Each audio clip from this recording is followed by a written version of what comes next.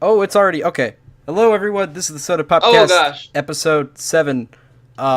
Today is September 29th of 2017. The Soda Popcast is a podcast that's live streamed monthly on the last Friday of every month, and typically we talk about Nintendo games and other games around the universe. We don't just talk about Nintendo. Sometimes we like to talk about other stuff, primarily Nintendo. But not today. Today we're actually taking a break from Nintendo talk and as well as movie talk, which we did last time. We're going to be talking about Minecraft stuff this time. So I have a very special Yay. Minecraft-centric cast with me today that I am excited. Minecraft centric. Yeah, we're going to be talking about I'm assuming Minecraft demographics, servers, changes from versions, probably a lot of talk about UHC too. So if you're interested in any of that stuff, make sure you tune in and watch this podcast. My name is Patnet, and today my beverage of choice is what is this? A Mist Twist, I think. It's kind of like Sprite. Misty Twist. I'm trying to go. Sounds like a snowboard thing. Sounds like an off-brand. I'm trying to go as long as I can without using a duplicate soda on the stream. But now I'm kind of scraping the barrel because I got a bunch of Sprite, but I also have a Mist Twist, which isn't a Sprite. So I'm keeping up this tradition, which is pretty cool. So Owlton is next, and he's also going to introduce himself. Hello guys, I'm Owlton. I have a Minecraft gaming channel, and I also have an art channel too that I'm just booting up, and it's really fun. And my beverage of choice is Squirt, but a red Squirt. Last time I did Squirt, and this time it's red, so it makes it that much better. Hopefully. Mm-hmm. Awesome. All right, then we also have this joining us for the first time in podcast history. We have Mr. Bombastic, or just Bombastic, I would think. And he's Okay, so I'm just gonna introduce my soda if that's okay. Is that the... I think this soda speaks for my personality, to be honest. All right, what's so soda I have you got? over here. Let me see if I can get it on there. Whoa. Yeah, oh, it's backwards on my screen. Not Is it 1893? backwards No, you're good on here. Oh no, it's not. Okay, so it's 18. I'm gonna try to read it off of. Okay, 18. Okay, I'm just gonna read it. You guys saw it. It's Okay, let me see it. The angle here. It's 1893 from the makers of Pepsi Cola. It's ginger cola flavored with other natural flavors. Premium cola spiced with real ginger. Nice. Very nice. So I'm Very officially classy. a ginger. Yeah, and then for those of you who want to know, Bombastic also has a very classy YouTube channel with the classiest Classy. editing, the classiest music playing in the background, playing the classiest game known as Minecraft, which is actually what we're talking about today. Basically, just as a little background in Minecraft, I've been playing. Oh gosh. I've been playing since. Oh gosh, how long have I been playing? I've been playing since I think. Oh gosh, I officially got Minecraft PC edition on when 1.5 came out, which was quite a while ago now. Even though it's not too many versions behind, it's still like a long time ago. And then I think you guys, how long have you guys been playing? What was the first PC version you played? PC version? I've been playing for 13 years. Yeah, PC version, maybe 1.6 at least. I don't know if it was 1.5 or not. I can't remember. Do you remember if there were Probably horses? Because horses was the No, 1.6 update. there were no horses when we started first. Then it must I have got also really. been 1.5. Oh, okay, then yeah, that's 1.5 because I was really excited about 1.5. Mm-hmm. I'm 1.6 coming out with the horses. Right. I started a whole survival just because of the horses. My memory's pretty good, but I can't remember from 13 years ago, so I couldn't exactly tell you. Wasn't 13. But I remember there was cube-shaped blocks, I think. Yeah, that's accurate. That's accurate. I believe most blocks are cube shaped, but I could be wrong. Well, But you know, we've enjoyed playing Minecraft since we've started our own Minecraft channel. Actually, oh shoot, I was going to put a cake on the screen for that. Darn it. Oh well, it's too late now. Yeah, I actually we started our own group Minecraft channel quite a while ago, and it's gone through quite a bit of changes. Now we're very UHC centric, and that's youtube.com/ link in the description. /user. There's no, well, it's not gonna be in the description. /user / the Mafia of Cake. Yeah, that's it. But yeah, we've been playing Minecraft a lot since then. We've mainly been enjoying the UHC as of late, I should say. However, there was recently some Nintendo news. There was a Nintendo Direct, and we definitely will be commenting on that in the next Nintendo podcast. But there was something that was interesting that was brought up in that Nintendo Direct, and that was actually Minecraft relevant. And they announced Minecraft, which is coming out. Actually, I think it's actually already out now. But Minecraft for the 3DS, which is very interesting, and it's like it uses a mobile it uses like the mobile update. It uses a mobile update Platform. An older one that's not even current, so it's got a lot less features than most other versions you can get on the market. But one thing that really fascinates me is the fact that you can use a controller, because that's pretty much the big reason that I don't play mobile. Otherwise, I mean, Minecraft on the go, hey, that sounds awesome, but I don't like touching the screens too much. I feel like that's not a great way to control. But Not to mention all the germs. wait, I'm not sure what that has. That doesn't differ at all from anything else though that you play. But it's You got a mouse. mouse, keyboard. There's arguably less germs because My keyboard's really clean though. Yeah, right. So I just thought it was interesting. I thought we should at least mention it because it is, after all, the Soda Popcast. We usually talk about the directs and stuff. Spotter says it's already out on 3DS. Yes, if I didn't make that clear, I am aware that it's out on 3DS now. I watched some videos of it when it was first coming out, and someone was doing commentary over footage that was sent to him. But I was really bummed out because the entire video he was simply talking about the frame rate. Like practically the whole video, he just talk about how solid the frame rate is. And the frame rate. Who cares about what we've got in the game? But the frame rate. Yeah, well, and when it comes down to it, Minecraft, or the 3DS only has 480p. It doesn't go any higher than that. It's not HD. So it's like, I already know firsthand that playing 3DS, it's not going to have great resolution, and it's not a very powerful system, so it can't run 60 frames, obviously. It tries to run at a solid 30, but sometimes it goes down when TNT is exploding or something like that. And did you see how quickly it told me to express that? It took like a minute, maybe, while this video I saw was unfortunately literally like all about it, and it was like 15 minutes long.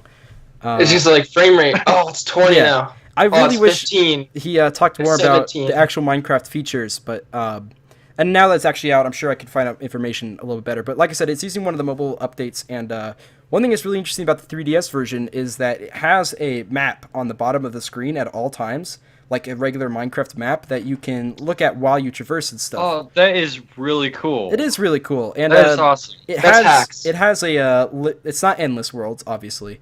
The 3DS, out of every system that the Minecraft is on right now, excluding the Raspberry Pi, probably the 3DS is the least powerful system. So it doesn't have endless worlds, but it has like a map, and the size of the map is the size of the world, so it's really nice for exploring. And I know like a lot of people, that's what interests them about Minecraft is the exploration and whatnot, and finding these biomes. Like even I was talking to Tom Peeler, who is not with us today because it's primarily a Minecraft themed podcast, and he doesn't play Minecraft that much. But he was talking to me earlier about how he got Windows 10 edition of Minecraft, and he was upset because there wasn't a map functionality. You couldn't make a map, and it's interesting because to him that was like the most important thing is exploring and whatnot.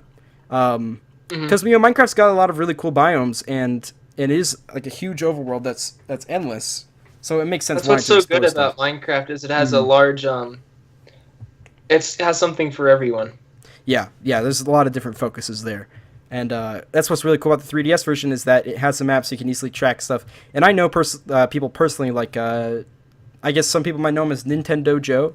If anyone is a veteran of watching Ultra Cakecore seasons, I know him as that. Yeah, I know he would love this feature because just exploring is a lot of fun to him and a lot of other people. So I just thought that was interesting, having the map. Also, having a touchscreen in general, and also the screen above, I guess it makes it really nice for inventory sorting. Just going through your inventory feels a lot nicer than using joysticks with like the Xbox or PlayStation or Wii U or Switch in that matter. So it is pretty interesting. But the question is, it's a mobile device that plays Minecraft. Is it better? Would it be better to get that? What are the reasons to get that instead of other mobile Minecraft devices? because you got the phone, and then at this point you have the Vita, the PS Vita, and then you also have the Switch. So it makes you wonder, what does the 3DS version bring that those don't bring? And that's Well, to become a Minecraft homie. Okay, that's one option. I guess it's Just to be like, dude, I got Minecraft on my PC, on my 3DS. Yeah. Okay, on my so calculator. You're actually on a good point there. Just the sake of convenience for people who might not have a phone, and Minecraft is targeted towards a much younger audience, so it could be a lot of people who aren't old enough to have phones, and they might have a 3DS, and it's just more accessible, you know. Or even like imagine like you're going somewhere and you only have your 3DS, or you want to play other 3DS games and Minecraft later on, and you don't want to have to switch from your phone to that, or you only want to bring one somewhere. I don't know. Yeah. If you plan on playing other things too, it could make it a lot easier. And just the fact of having it on multiple systems is always a good thing, of course. But if I was like makes it accessible to everybody, right? If I was like at a store right now, and I had a choice of buying, for some reason, an app at a store, but I'm at the store and I have the choice of buying the Minecraft app for my phone, or the 3DS game, or PS Vita game, or the Switch game, which is also a mobile device by now. I'd probably go with the Switch just because it's more powerful and whatnot. Yeah. But then also comes, money is an option and stuff. Here's the deal, though: if you're low on funds, the mobile version's like $8, maybe 10. I think the price went up a little bit since I last bought it. I remember when I first bought it, I wanted to buy it as soon as possible because I thought it was going to go up in value. Like I was concerned. Going up in value. I'm like, oh no, it's going to get more expensive. Better buy it quick. Well, are you talking about Minecraft? Minecraft Pocket Edition. Oh, Pocket Edition. Yeah. Okay. And Minecraft as well. Same thing. That's what's really cool I was scared about Minecraft, is that they just keep adding all this new content, and the price has stayed like the same for the longest time. I know. It's because the reality is there's so many people are buying it. There's no reason to up the price. They're making so much, but they're still adding more and more content to the game, and so many other games, like the thought of adding more content, which they call DLC, is like typically charged for like $5 per update. And Minecraft's here adding the same amount of material just for free at a yearly basis, monthly basis almost at this point. There's been a couple of gaps here and there, but it is interesting that that Minecraft's providing that while other games aren't, which is really cool. Plus 1 point. Yeah, and for not being like a Steam game, it's selling pretty well. If you think about it, like most games you buy are now on Steam. That's true. Yeah, it's always had. But now this, you buy it on other platforms now, so. Yeah, that's true. Also, it's not like the Xbox. And then they sell tons of merchandise. Lots of merchandise, yeah. Lots of merchandise. From my understanding, I've read a couple of things about this. I don't know enough to confirm, but from my understanding, the actual Mojang team handles more of the like the actual team that works in the offices in Sweden and stuff. They work more on developing the game. Excuse me, developing like the Java edition and stuff like that. Sorry, and Soda Popcast will do that to you. Yeah, Sprite. Soda will pop. Sprite in particular always seems to make me burp more. But it's what was Or in chains. From my understanding, the development team is primarily Mojang in Sweden in those offices and stuff. While like all the merchandise and stuff is usually handled by Microsoft in America. Yeah, it makes sense. It does make sense. Microsoft's got those big bucks, and they can merchandise anything they want and stuff. And they figure they can probably, if people are programming and then trying to sell stuff at the same time, they're probably not going to make great decisions. Right. With marketing and making a game. I don't think like it might. That's true. It would click. They could run into a lot of troubles there. But one thing that is interesting is I also heard, or it's to my understanding, this is just from reading tweets and stuff like that in publications from Microsoft and whatnot. From my understanding, Microsoft mainly handles Pocket Edition as well as console editions. So their job is to kind of replicate what Mojang has already made in for the PC edition in Sweden. But it's interesting because they don't always exactly carry out what the PC version did. For example, the biggest example as of late, The 1.9 update in Minecraft, which added the new combat system and stuff, that's still not on Pocket Edition or And- console editions or whatnot. And to be honest, I don't think it ever will be. I don't know. think it- I don't know. I don't know. Yeah. Like, Well, I- spam clicking is way different on a mouse than it is like a like a tablet. that's actually a good way to think of it, and even on joysticks, that sounds like it might be a little bit more difficult, just because aiming's harder in general to have the charge and stuff, and the general demographic is younger people, and they might not be able to figure that out with those tiny little sticks, trying to aim it just right so that you can hit it and then wait and then hit it again and stuff. So it makes sense as to why it hasn't been added, and I wouldn't be surprised if it wasn't ever added. I'm not sure. I would say that there's still a chance of it being added, but it's like the fact that it's taken them this long and that they seem comfortable with it, with not having it. Well, It makes me feel like just it could because of the not Great happen. Divide. Yeah, that's a whole nother part of it, is that a lot of people dislike 1.8 or 1.9 combat. And all the servers, the biggest servers like Hypixel, which also has servers on mobile edition, console edition, and all that stuff now. They have servers on every platform. They're strongly pushing 1.8 combat, not having a single 1.9 plus game mode out of their like hundreds of game modes or whatever. And it's not just Hypixel; it's also a lot of other bigger servers, such as the next one down Mainly is Hypixel. Mineplex, but there's a huge gap between like Mineplex and Hypixel. I know Hypixel is just Hypixel dominating. is like the reaper of servers. I can't honestly monopolies. see another server. It's like Pac-Man, Pac-Man. just coming Yeah. across the screen. Each dot is another server. It just eats one server, eats another, I eats know. another. It finds a track It's like- with some cool game modes. It's it- like, hey, it let's finds eat that up something- and make our own. Let's make our Yeah, own it finds version of something that. successful. Yeah. A game mode that people like, and then Hypixel was like, you know what? That's a good idea. hmm We'll take that and we'll make it better. better. Right, Yeah, they do that exactly. all the time. And then All it's the like, time. well, there goes that.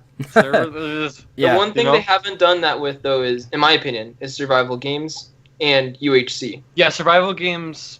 I don't know. Well, you could It argue. does have like good survival games, Right. but it's hard to get people to play it. It seems like, hmm or to get. Oh wait, no, maybe I'm thinking of a different server. I think you might be thinking of Mineplex. Yeah, No, Mineplex has Mineplex- probably one of the Mineplex- best survival games, in my opinion. It did until they messed up the that one class. What is it? The Oh. night class? Yeah, or- they got like some really OP class in there, don't they? Yeah, they So got- it's interesting because Hypixel, this is the highest daily player count Minecraft has ever had on any server, and Hypixel has like the highest. It has like 30,000 at all times minimum, sometimes bumping up to 40 Yeah. or 50,000 players, which is just a ton. And because it's never happened before, and the gap is so big from the second biggest to the biggest, it makes you wonder: could Hypixel even not become the biggest server? Well, Like at this yeah. point, back in the day, but a while ago, like a couple of years ago, Mineplex was the biggest server, and Yeah. the gap between Mineplex and the next biggest server, which at a time wasn't even Hypixel, it was something else. But if Hypixel was there, the gap it between them Hypecraft? was really not that big. So it's like, even though Mineplex was the highest ranked server, just the amount of players that was in between them wasn't that much, and that's why it was able to be surpassed when Hypixel came out with Skywars, which totally was a game Skywars. changer. That swept everyone off of Mineplex and took them straight And now to Bed Hypixel. Wars. And Bed Wars has been getting a lot more popular too, also, and that just keeps bringing in more and more players, and the gap between other servers are becoming bigger and bigger. Several servers have since been shut down ever since Hypixel got bigger. One that comes to mind is Overcast, which Overcast. Yeah. I Oh, really I enjoyed miss playing. I was Overcast gonna so say much. that too. Yeah. Oh. Yeah, kind of interesting I how miss- it went down just a little bit after Hypixel made it to the top. And it's the same thing with several other servers. Even the what am I thinking of? Not the Hive. If there's Bad one Lion? like it, not Badlion. Badlion's still up, and Oh, there's the- actually a good reason why Badlion still Gamer? exists. MC Gamer, I think that's still up. There's this one. Excuse me. There's this one server that was up for a while that basically went down after Okay. Hypixel came up. Gosh, my voice. It's but it's interesting because Wow, I can't so picture condescending. another server possibly getting a player count even as high as Hypixel's, much less surpassing it and then becoming, the new biggest server. And Hypixel at this point is even it's Minecraft's partner. They were the biggest server at the Minecon event. Minecon. Yeah, they're like the theme of Minecon. They're like, we've got this brand new minigame that we're going to show off right here that you guys can play right now. And it really wasn't a big deal because Hypixel releases a game like every day, so it doesn't even matter. I know. And you know what it was? It was Pac-Man. And it's pretty funny that you brought that up, Caleb, because that's really what Hypixel is, and that was their biggest attraction at Minecon 2015 or 2016, I think.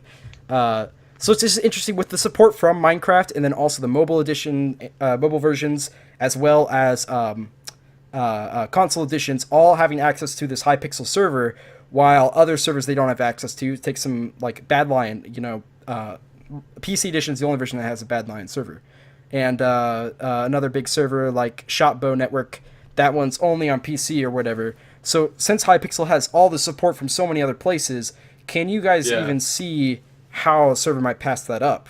I mean, at this point, I can't see it. The only way is if Hypixel stops updating and stops. Yeah, that's what I was gonna say. If they have poor management. New content. If they do something, or they do something. You're saying like if they tank themselves? If they make a serious mistake, like let's say, change it to 1.9. If they went and took out like a major game mode like Skywars or something, revamped it, changed it to something else, and people just that could hurt them. And then if they start doing stuff like that, and then Mineplex makes a really good Skywars in return. So it would have to be something really good from the one behind it, and something really bad from the one in front. Right, it'd be a 50% effort. Like you'd have to see 50% for both sides, I guess. I feel like though Mineplex has almost lost the appeal of a lot of people. Yeah, well, and Mineplex isn't the second highest anymore. It's now CubeCraft, at least for PC edition. I think it varies a bit on Pocket Edition. Things like Lifeboat is really popular on Pocket Edition. But on PC edition, I know that CubeCraft has more daily users than Mineplex now. And it's kind of funny because then you have servers like CubeCraft, even though obviously nowhere near the level of 30,000 or 40,000 players a day, it still has 10,000, which is quite Probably a bit. Because it appeals to the 1.9 players. Right, and that brings up a whole other discussion.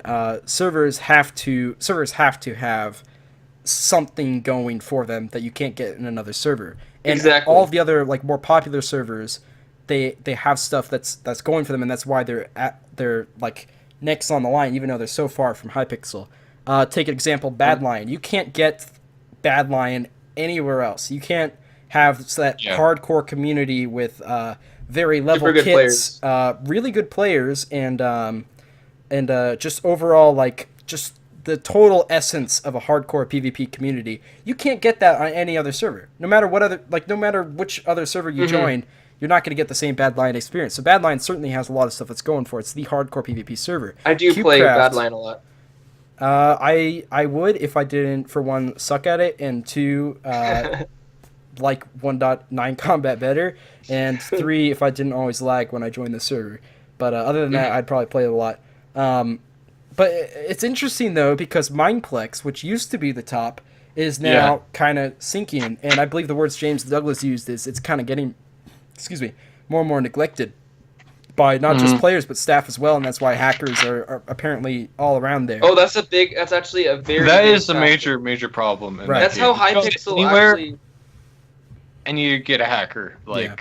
And like Bombastic was saying, Hypixel has an insane anti-cheat, and they're able to detect a lot of the hackers. There's still you can't get them all. I mean, obviously, and if you play UHC that has like 100 players per game, you're bound to get like at least one hacker.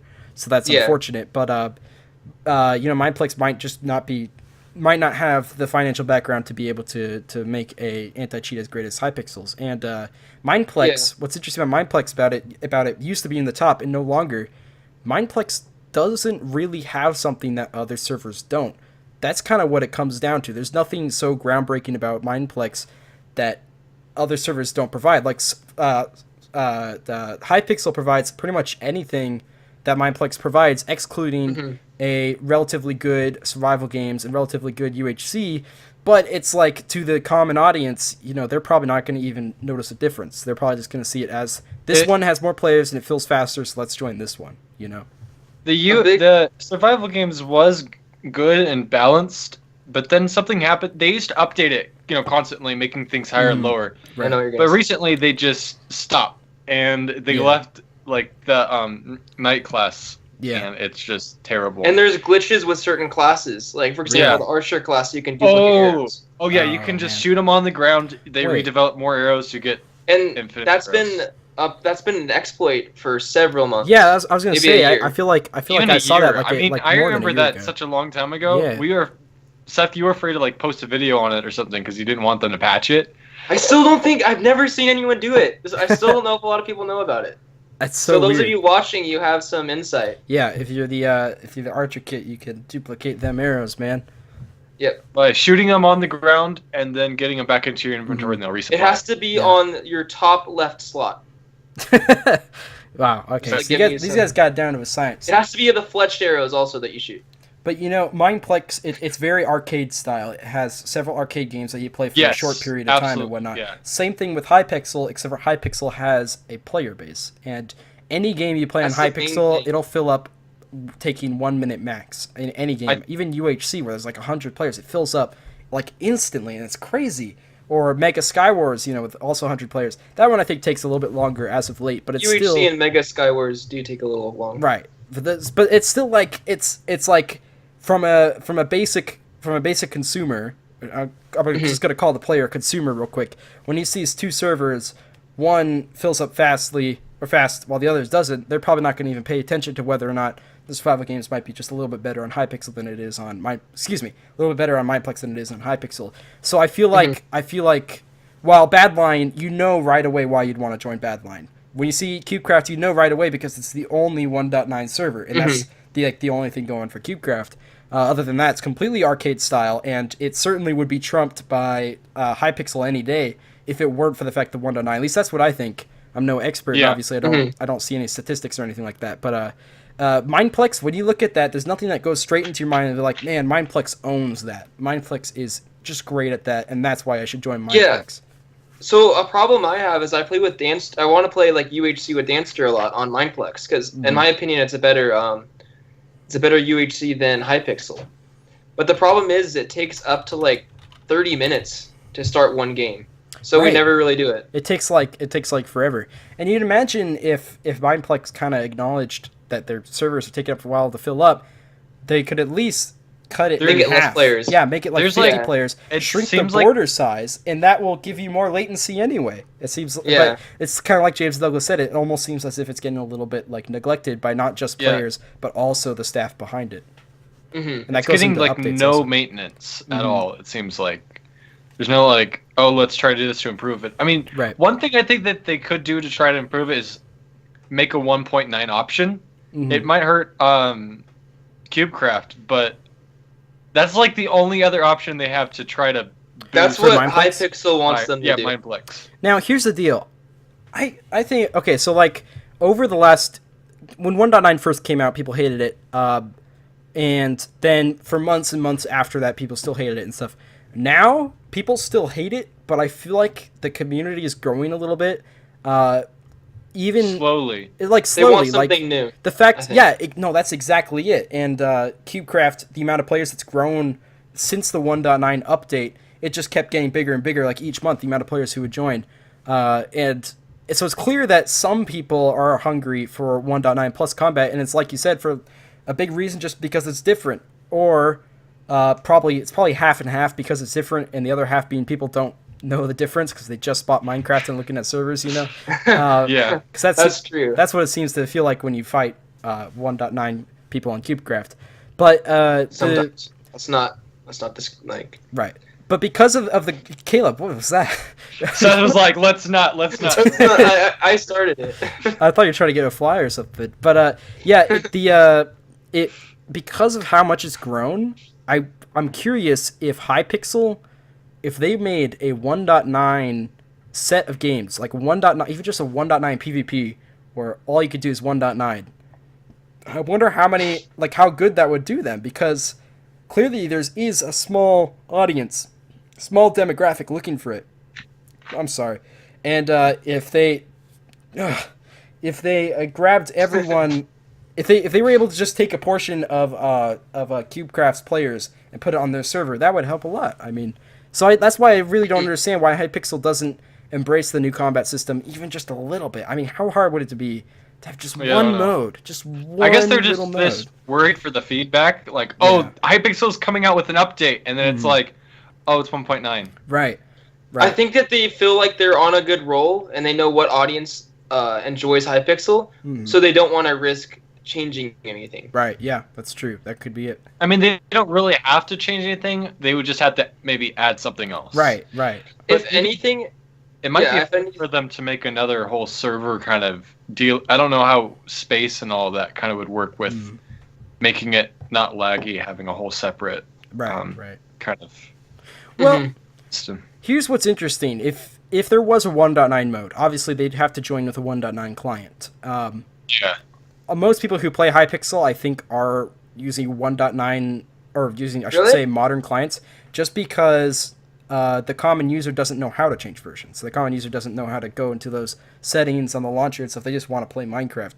So I feel like most people who play the server, the people who know what they're doing, probably rather play on 1.8 because there's some slight differences here and there. But I feel like it would still get a large. Yeah, the shield's the big thing.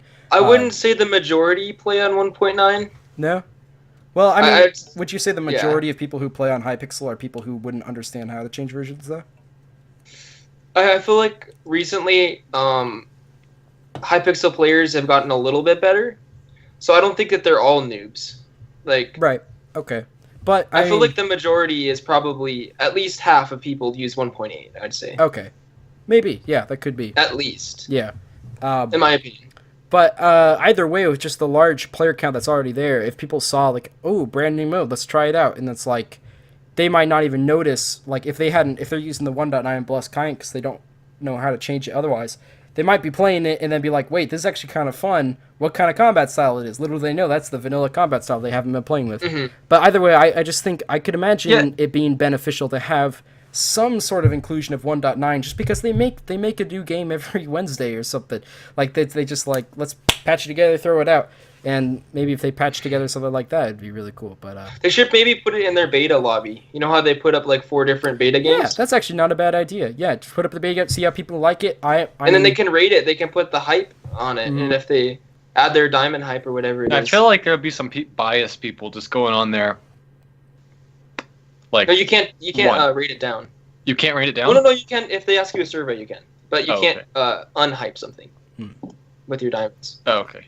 I mean, if they did something like that, I would go on it and try it also.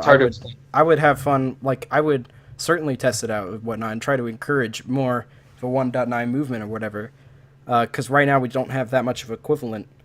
But then it's also interesting, though, because Hypixel also has servers for console edition and pocket edition and stuff.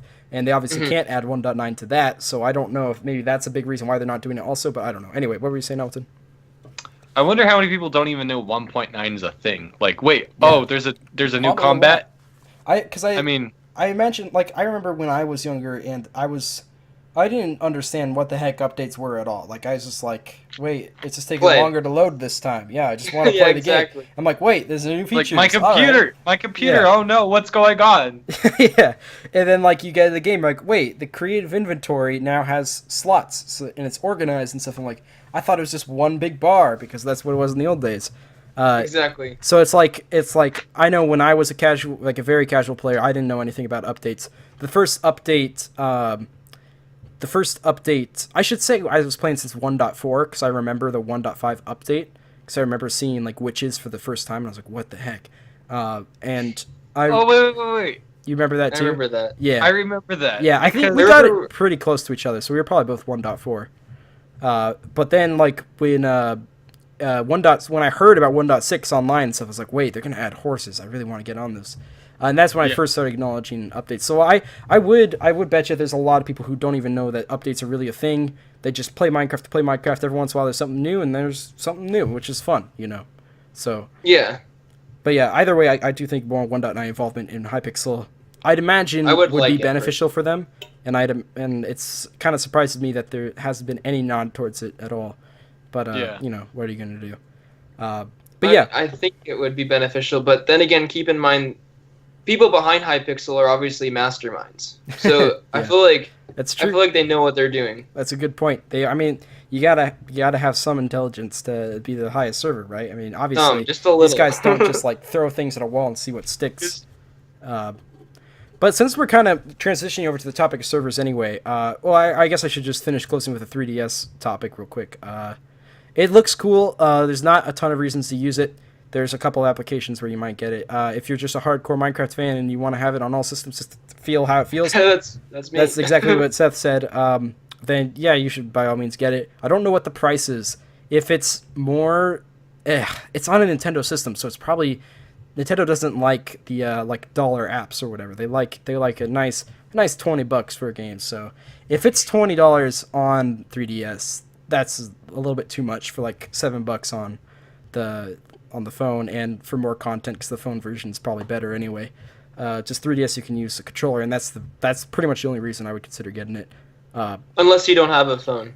Unless you don't have a phone, and there, like I said, there could be a lot of people who just don't because it's a younger audience. Possibly. Yeah, just younger audience, and a lot of people, at least probably, if you're really young, you probably shouldn't have a phone that early on.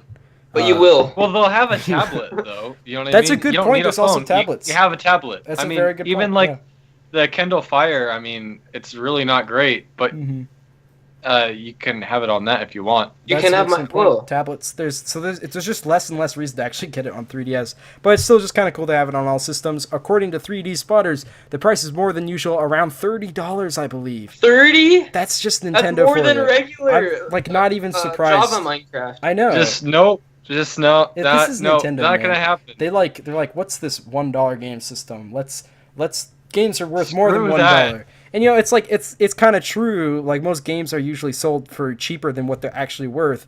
But it's like you gotta meet the modern prices. Otherwise, I mean that's what you do as a business. You meet modern prices, and if they can't do that, then whatever.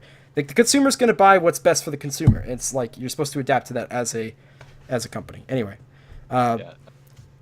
That's more than PC. I know. I know. It's Nintendo, man. It's like all Nintendo. I feel like $20 might have been a better. Is it just because it's harder to transfer it over to like a Nintendo platform? No, not at all. It's because they just. I'm entirely convinced that this was all Nintendo's doing. Every indie game that comes out on Nintendo, they're like, it can't be less than $20.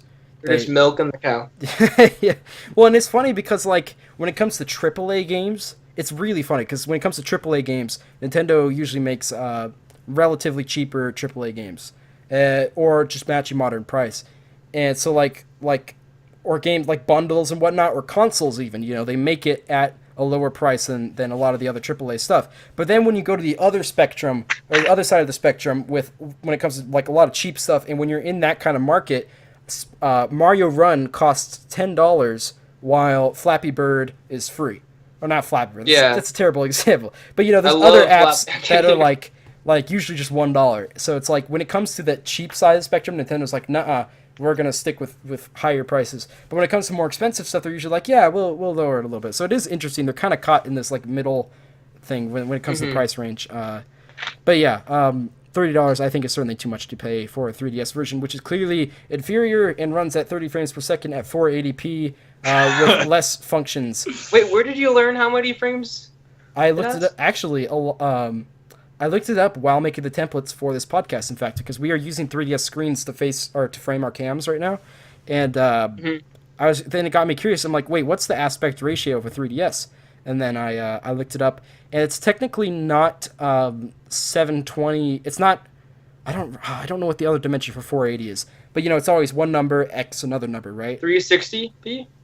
No. I'm you saying mean 480 slash something? Yeah, I know. Yeah, it's something slash 480. It's not the usual something that makes it 16:9 aspect ratio, so it's technically a little bit more than 480 because it's a little bit more wider. Wider. No. Actually, I think it's actually a little bit thinner. So I think it's a little bit less. Yeah, get all the flies today.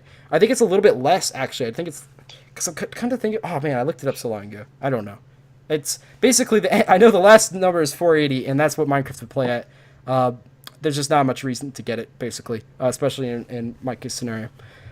But yeah, also not a lot of people have 3DSs anymore because that system's kind of on its kind of on its way out. But yeah, I saw an ad for like, buy a new 3DS. Yeah, I was kind of surprised about that. It is new 3DS. It is surprising because it's actually I think you saw the new 2DS, right? Yeah, that's what I mean. The new 2DS XL, and that's like it's so weird for them to make another 3DS system this late into the year because like I was really confused. They're still gonna have games throughout 2018. I think 2019 will be the year they stop though. But of course, they're not gonna say that. They're gonna keep saying, we're gonna go on strong for a long time. That's what I figured. I'm like, there's no way. This is gonna like push out another 6 months or a year, and then it's just gonna drop off the face of the earth. The fact that it's 480p alone, it's like, dude, this is an old system. Nothing is 480p anymore. 480p. My phone right here is 720p, and that's like an older phone. It's iPhone 6, which is a couple versions back, but to have 480p, which is not even HD, that's simply not acceptable anymore. Frankly, it was low when the 3DS came out too. The Vita already had really high, so so they made 3DS Minecraft version, for an older system. They what? So they made Minecraft for like an older.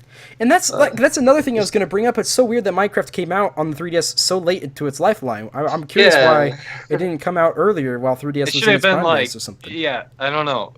Yeah, I don't know. Maybe they didn't have the ability, or is transferring that kind of data you said wasn't that hard, huh? No, well, I'm not saying it wasn't hard. I'm just saying that wasn't the reason for the high price.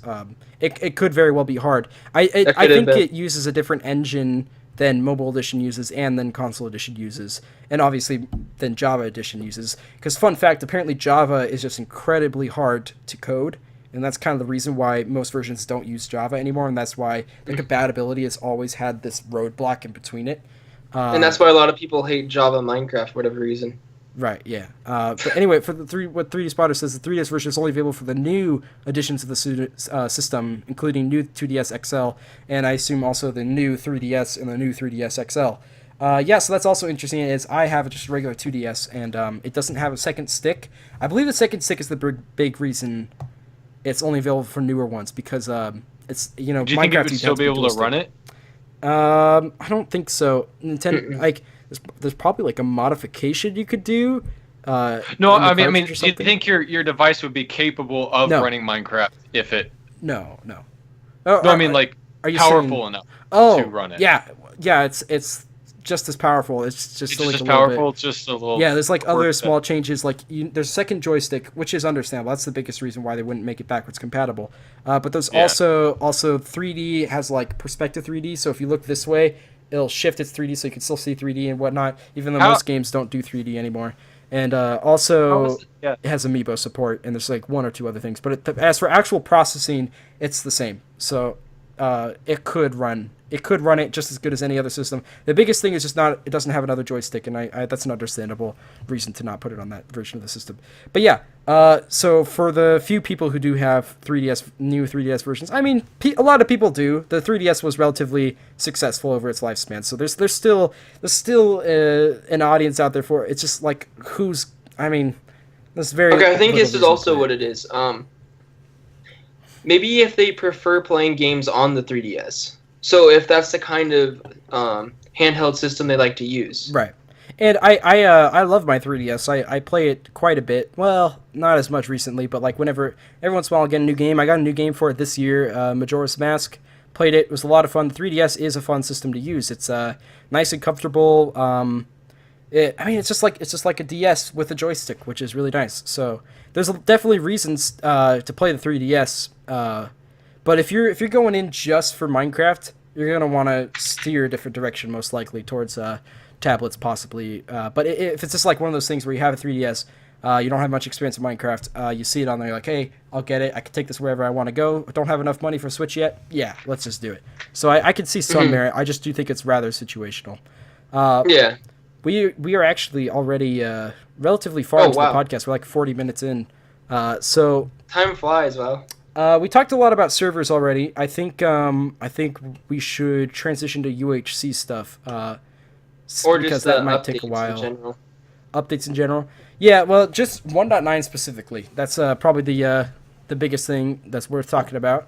For those of you who don't know, even though we've been talking about it like through this entire podcast, Minecraft made versions 1.7 made the version 1.7. It stayed on 1.7 for a long time. Then they updated to 1.8. Stayed on 1.8 for like 2 years. And within those 2 years, the PvP community had grown immensely. A lot. As well as the UHC community. Both those communities just grew a lot, and people got really used to this standard way of playing Minecraft. And they all had theirs, even to the point where like there was like a standard way to play. There was, you needed, like every server had fishing rod support to where fishing rods actually did something, which is just a small example. I found that really funny. Like, yeah, they just everyone like, jumped on that. They're like, yeah, you know what? Yeah, let's do that. And then it was like, right. Just to let you know, vanilla Minecraft fishing rods don't actually deal knockback. In vanilla Minecraft, fishing rods never did what they do on the server. Same thing with like snowballs and eggshells. Like ever since Skywars came out, those are suddenly doing stuff. Or even in survival games, there'd be certain survival games you could get snowballs and push them back and stuff. It's like that's not a thing in vanilla. But it's interesting though because oh gosh, what was it saying? Everyone got used to this certain style of play, and because it's been so long since another update, they've been playing 1.8 for a long time, and then 1.9 dropped, and they completely reworked the combat system, primarily to appease to the general survival experience, at least to my understanding. Even though it's like fun for PvP and stuff, and there was a lot of thought that went into the PvP aspects of 1.9, it was mostly made for survival, I would argue at least. For 1.8 PvE, which is player versus environment, which basically means it's a lot of mobs. It's the easiest thing in the world. It's not threatening. You can. It's easy in UHC, much easier without UHC. Like it's just all around an easy thing to get around. And the developers spent quite a long time working on this version to try to fix that. And then they came out with 1.9, which introduced cooldowns in between clicks so that you couldn't spam mobs anymore. They also did things such as armor nerfs to make the mobs more dangerous. And then they also what was it they did? They added shields, and this was to kind of help against mobs, to kind of give more balance because you're going to have weaker armor and whatnot. They also vamped up the AI. Yeah, they did go up the creepers, for an example. Now creepers will explode upon impact. So on impact. They will walk off a cliff, fall on top of you, and explode instantly. It's quite frustrating. Yeah. And skeletons is a whole other issue. They now like strafe back and forth. They keep 360 no scope. They keep a certain like 3-block distance away from you at all times, and they just strafe in a circle. I should do that. Strafe in a circle around you, but they'll never get that close. And if you go close to them, they'll back up and stuff. So they added all these new AI changes just to make it a lot more harder. And it's pretty clear that the changes they made were for a general survival experience.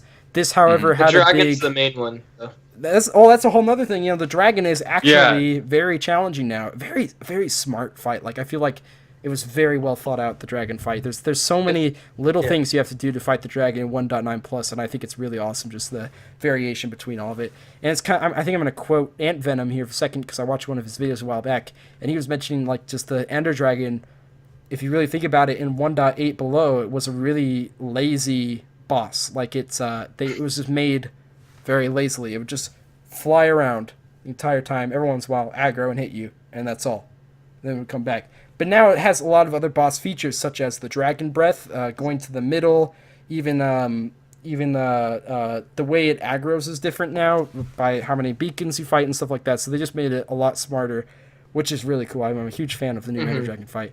But this whole 1.9 update caused a lot of problems in the UHC community, which had become so much bigger than it was before, like so much bigger. A lot of that thanks to Eximus, and then even after Eximus shut down, there was like a lot of UHC stuff on the Reddit page, and UHC has become an actual demographic now, an actual part of Minecraft, an actual part of things that people want to play in Minecraft, which is really weird to think about, because when I was first playing Minecraft, when I first heard about UHC and stuff, there was only one place you could play it, and that was Eximus, and they had set times, you know. It was just, this time of day, we'll host a game, this time of day we'll host a game, this time we'll host a game.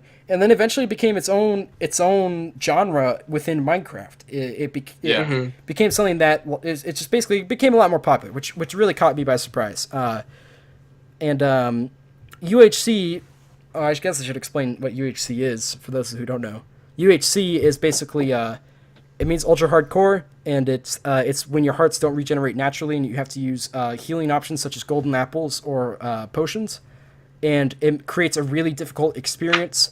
And basically what the UHC game mode typically is an arena, not an arena, a natural landscape with the border around it where everyone spawns within the border and they have a tournament to kill each other, but they have to get their own gear and whatnot. So it's a lot of fun, but the thing about it is that it involves a lot of PvE as well as PvP. Now, because everyone was so that's the good thing about UHC. That's what's really fun about UHC, it's just the mixture of them both. Because there was such a big understanding as to how PvP was played when 1.9 or 1.8 was around, such as the combat, and then also even in UHC, there was kind of some standards set, like mobs were a joke. So, for one, oftentimes, let's just skip the whole mob thing. I mean, all it does is add more time at this point because they're so easy. So a lot of servers would take mobs off of their UHCs, and they do other things just to make it quicker, to make you get to the fight faster, to get to that final fight, kind of eliminating PvE in general. And also they put it on like ultra hard easy, or ultra easy core. Yeah, it's basically ultra easy core. Regen after like 10 minutes and stuff. And regen after kills, that one's always annoying when you get I hate that. a bazillion hearts after just killing someone. And then there's another thing where it's like, you can't attack somebody if they've just killed someone. Like they have like 10 minutes. That's the worst. That's so frustrating. Here's my opinion on like the additives. I think that it appeals to certain people, so I'm not completely against it. Right. I just feel like completely vanilla UHC is dying. That's my main problem. Yeah, and there's no real completely vanilla UHC anymore. Yeah, very few providers are providing any way to play. In fact, I think it's safe to say there are 0 legitimate public providers that's providing the vanilla 1.9 plus experience. They don't exist. Even CubeCraft is not it's not vanilla anymore. It's they have a lot of other changes to make their own combat. So it's hard to even try out what the developers intended. So, but everyone's getting mad at the combat system when there's no place to actually try it out for what it is, and it really is a shame. Yeah. No public place with a large player base. CubeCraft's the closest we got, but that's not even completely 1.9 combat. So it just sucks a lot. But they actually in CubeCraft 1.9 combat, shields don't protect from short swords. Oh my gosh! Oh, that's annoying. That's actual 1.9 combat. I know. You can be protected completely when you have a shield against. Oh, that's the most annoying thing. It's very annoying. Guess who still has a vanilla UHC? I didn't even know that was a thing in actual vanilla. I didn't know. I know. Like, I didn't how either. Could you know? How could you know? It was just after Bombastic and I started doing a lot of research for something that's coming up in the future that you guys might enjoy. Who knows? It'll be out on the It'll be out on the Cakecore channel. Bombastic's up. He's up. Diagonal up. You'll find it eventually. Just point in all directions. You'll get there. You might even point at Tom Peeler somehow if you just point every direction to an extent. But yeah, Spotter says, guess who still has a vanilla UHC? That's right, we do. We do indeed. And we're actually going to be recording another UHC season pretty soon here. I don't want to say when. All right, I guess we'll say when. We're recording it tomorrow. No, people who watch this deserve to know. All right, fine. We're recording UHC tomorrow. Let them in on a little secret. Not that anyone really cares, and that's not even the upload date, so it doesn't matter to you guys too much. Anyway, so there was just, like I said, a big standard that was changed from 1.9 didn't fit in that standard. It didn't fit with getting stuff fast, rushing the UHC, getting to that PvP fight. Essentially, it didn't make it to where fighting... How should I say it? It didn't make it to where fighting was the point of UHC. So to where it wasn't 0. So to where it wasn't 10% PVE and 90% PvP or whatever. Does that make sense? Is that what you're saying? I didn't catch that. What was that? Are you saying for servers that implement different, like change vanilla? What do you mean? I thought you were saying that that basically a lot of servers are now making it to where it's just PvP and not PvE. Yes. Yeah. Okay. So yes, that's what I'm saying. I was saying that a lot of servers were doing that before 1.9 came out. Well, and still are for that matter. Although 1.9 even in the UHC community has grown quite a bit in the past few months and whatnot. Particularly thanks to certain groups that have formed, creating a vanilla 1.9 experience, and it's now on people's radar as an actual thing. And also, I think it helps that for like recorded rounds, 1.9 plus UHCs are, in my opinion, more entertaining because of how dangerous the PvE aspect is. So even if people don't want to play it, they enjoy watching it from a lot, at least from my experience, which is kind of cool. Anyway, what were you saying, Alton? I don't remember. Okay, sorry. Spotter says total shield coverage was added in 1.11, and I think CubeCraft is still 1.10 compatible. Interesting. So is that's what it is. Maybe it was at a certain time. Yeah, Bombastic. Oh, maybe that's why we didn't notice it. Yeah, maybe we did. Maybe that is why we didn't notice it. Yeah. But for some reason, CubeCraft doesn't use 1.12 physics. I'm not sure. It says also, and you're only podcasting at this time, so I'm not at my peak performance tomorrow. Spotters, you're never at your peak performance, so I hate to break it to you.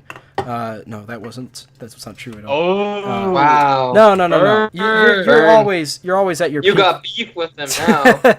You're always at your peak performance. It's just not that good, so it's hard to tell. No, I'm just kidding. All this stuff. Oh, that's Spotters even is a really good player. Oh. Spotters is a really good player. Okay, so what were we even talking about? Yeah, like I've noticed just this trend in 1.8 plus to where a lot of their UHCs, it becomes like so PvP focused and so like rushing, like so much rushing and just getting to that final meetup fight or whatever, to the point where it's almost like you might as well just go on a PvP server and do a instant PvP match. Smelt. And instant smelt, cut clean, 100% instant flint food. drops. Everything cooks. Let me ask you something. Have you ever been mining flint and Endless just wish, caves. oh, I wish this was so much faster. This takes forever. I don't care that it's 1 out of every 10 gravel. It needs to be faster or whatever, because I'm totally going to have enough feathers to match 100% flint drops anyway. You know what I mean?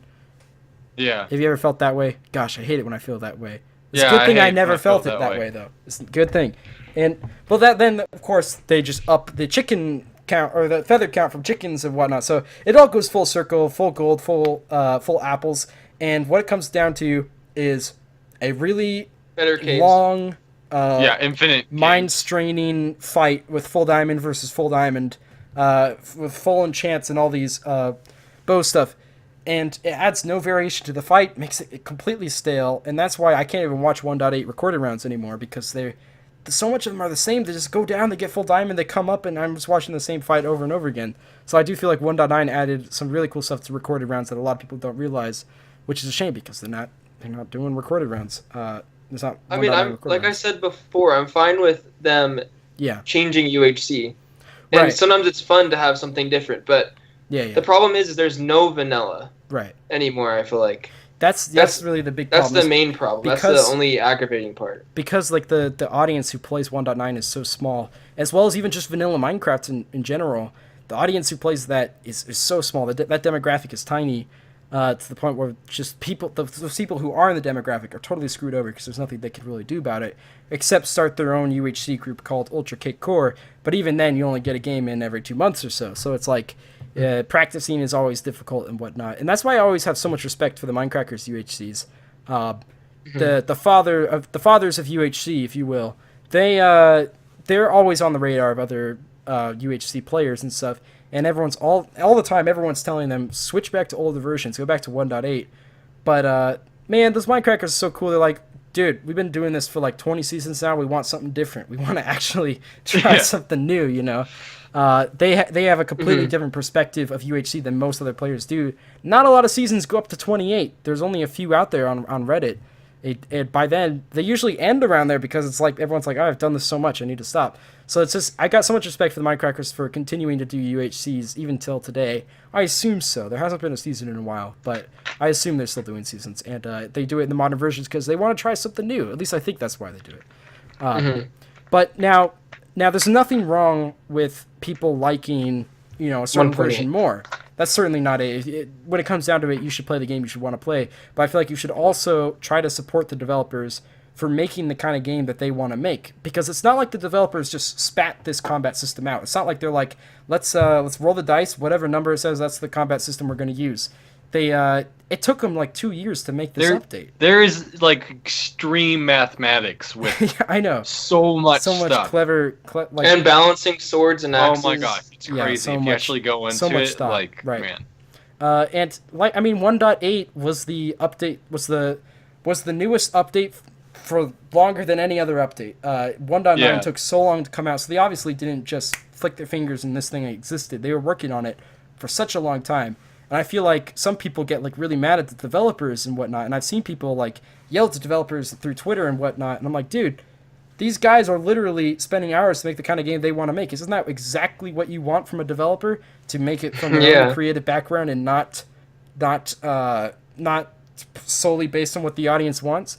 Because if we did it solely based on what the audience wants, there wouldn't be survival Minecraft. There wouldn't be creative Minecraft. It would all just be Skywars. That'd be the only thing. Skywars. Maybe Bed Wars. I mean, let's be honest. That's all it would be. I mean, if they only listen to their demographic. Right. Minecraft returned to Skyblock. Minecraft returned to Skyblock. So it's like you gotta at least give credit to the developers for spending this much time on something while so many people are like telling them not to make this game or whatnot. So many developers do things because they have to, right? There's so many games that they'll do stuff because the company needs them to do that. Yeah, and you need it done by this time, right? And you need so to get this much accomplished. Exactly, yeah. And then also and you make this much money, right? And then when it comes to DLC, especially, so many games are developers of games are forced to make DLC and charge it at a pretty high price because the company behind them is telling them, you got to do this, you got to make this much money at this certain point in time and stuff. And that's why you have to have a lot of respect for the Minecraft developers for keep adding free DLC, making the exact game they want to make despite this trend that's going on in all the other games. And that's why, just like the Mojang developers, man, we should get a sip for them Mojang developers. Oh yeah, I can sip to that. They're doing some good things over there. And the great thing about Minecraft is that when a new update comes out, the other version's not gone. 1.8 is still here. 1.7, people still play 1.7. 1.6 is less than what? I did one already. Cheers.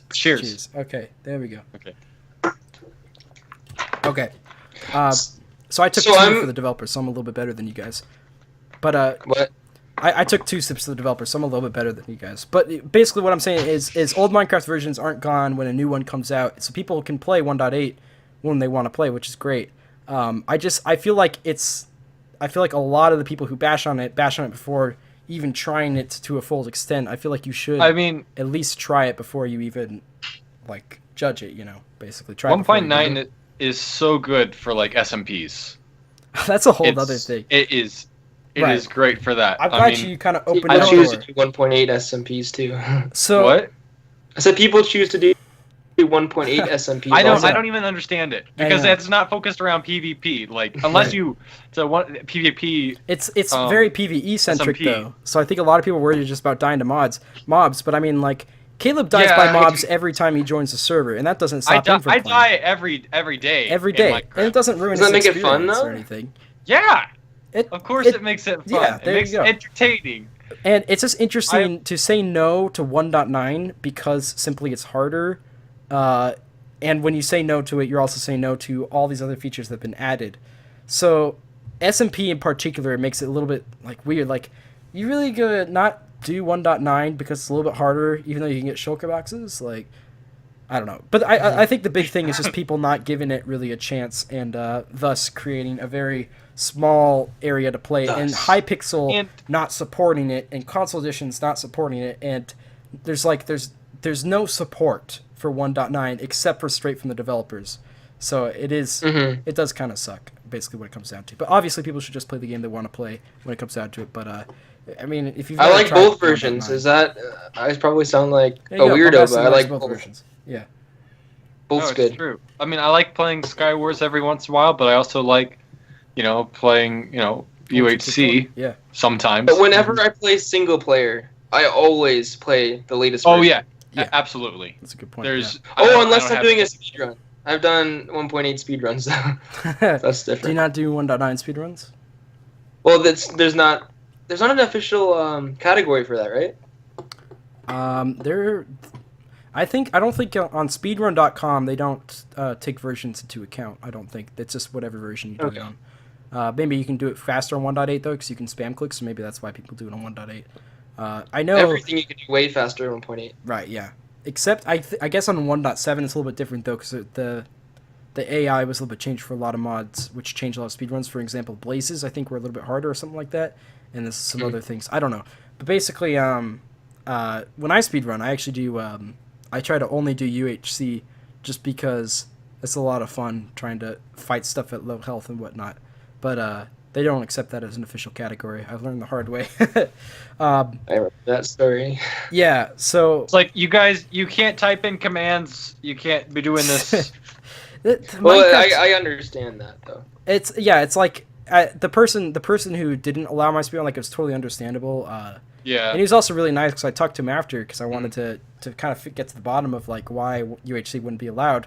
When it's not giving me a handicap, it's literally just making me things harder. It'd be like an alternative to saying I'm going to do a speed run with my hand tied behind my back or something. Obviously not that difficult, but it's like, how does that affect the run? I mean, I still get the time fair and square, whether or not my hand is tied behind my back, you know. The reason why is it's a rule that you can't type in commands. The rule is, it's very simple. The rule is you can't use commands. And that's understandable, but I wonder... I think they should totally let an exception for UHC because it doesn't affect the time at all. It keeps the time, so... Or make a separate category. I wonder if in the future they'll make actually, like... You know how they have survival, creative, hardcore? Yeah. I wonder if they'll ever add ultra hardcore. That's actually a good question. It's not completely, out there either. I mean, that could happen. I can imagine there are so many people who don't know how to do commands. Mm-hmm. Yeah, definitely. Like the younger community, and they'll probably be confused. Like, why is how do you work ultra hardcore? Yeah. Mm-hmm. Yeah. What would be interesting is if they made it even harder than hard mode. What if they made it to where it was more mobs that spawned? Ultra hardcore. So it's like more mobs spawned, and they do more damage. So it's for the ultra hard players. Even just locking it on hard difficulty would be great. I mean, hardcore does that. When you select the hardcore option, it puts it on hardcore difficulty, and something like that, to where it kind of set everything up for you, just so that when you want to play UHC, you could do it a lot faster. I would love that, even though it's only like one command, maybe two commands if you want to reset the time or something, but for like just an actual single player UHC experience, I think it would be a great idea to add that option because it certainly would introduce a lot more people to UHC, people who don't even spend time online, right? Because you have to imagine there is a group of people who only play survival offline, and naturally they don't talk a lot online because they're more offline players, so it's like they might not be in the community and whatnot. But if you keep in mind that player base is there, and you added ultra hardcore, they likely wouldn't even know what it is, and then they would try it out and like, oh my gosh, this is actually a lot of fun. And because like right now, like the hardest thing for a lot of people on single player is hardcore. They don't even think about ultra hardcore for like offline players or whatnot. And if you play hardcore, it's hard, but it's like at a certain point, you just have like all this gear, you actually can't die.